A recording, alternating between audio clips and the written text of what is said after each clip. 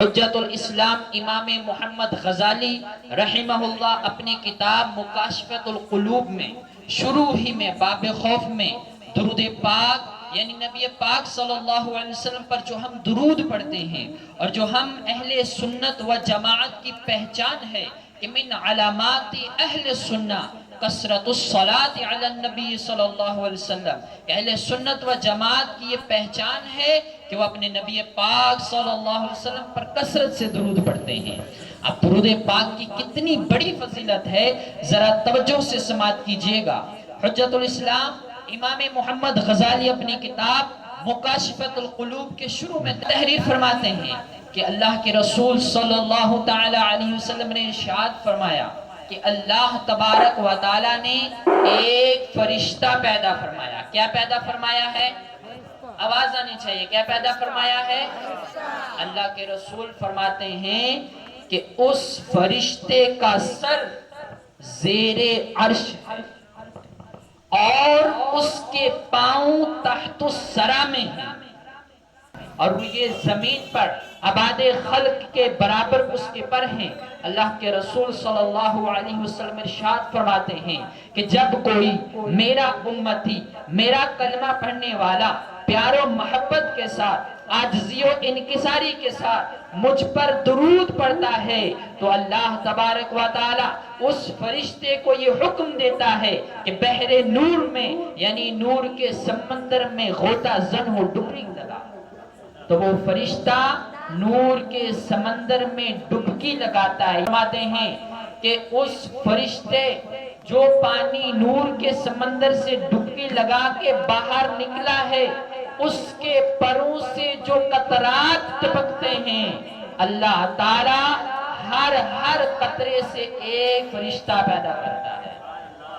بات آپ حضرات کو سمجھ میں آ رہی ہے؟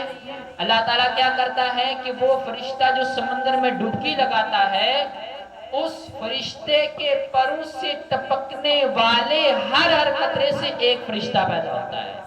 اب آگے توجہ سے سنیے گا، اللہ کے رسول ارشاد فرماتے ہیں کہ پیدا ہونے والا ہر فرشتہ اس شخص کے لیے دعائے مغفرت کرتا ہے قیامت تک جو مجھ پر درود پاک پڑھتا ہے۔ سبحان اللہ، ذرا توجہ کیجئے گا، ایک منٹ کے لیے اپنی آنکھیں بند کر کے اس بات کو اپنے ذہن میں محفوظ کیجئے گا۔ یہ بات کس کی ہے؟ یہ بات ہمارے اور آپ کے پیارے نبی پاک صلی اللہ علیہ وسلم کی ہے۔ دنیا کے کسی بھی انسان کی بات جھوٹی ہو سکتی ہے، مگر ہمارے آقا صلی اللہ علیہ وسلم نے جو فرمایا وہ کبھی جھوٹا نہیں ہو سکتا۔ حضور فرماتے ہیں کہ ایک فرشتہ اللہ نے پیدا فرمایا ہے جس کا سر زیر عرش ہے۔ زیر عرش کہتے ہیں ساتوں آسمانوں کے اوپر جو آسمان ہے اس کا نام عرش ہے، اور اس فرشتے کے پاؤں تحت الثری میں ہیں۔ تحت الثری کہتے ہیں ساتوں زمینوں کے نیچے جو زمین ہے اس کا نام تحت الثری ہے، اور پوری ہوئی زمین میں جتنی بھی مخلوقات ہیں ان تمام مخلوقات کے برابر اس فرشتے کے پر ہیں۔ اب ذرا اپنے ذہن میں اس فرشتے کی شکل و صورت کو محفوظ کیجئے اور سوچئے کہ وہ فرشتہ کتنا بڑا ہوگا، اور جب وہ فرشتہ نور کے سمندر میں ڈبکی لگا کے باہر نکلتا ہے تو اس کے بدن سے کتنے قطرات ٹپکتے ہوں گے اور کتنے فرشتے پیدا ہوتے ہوں گے۔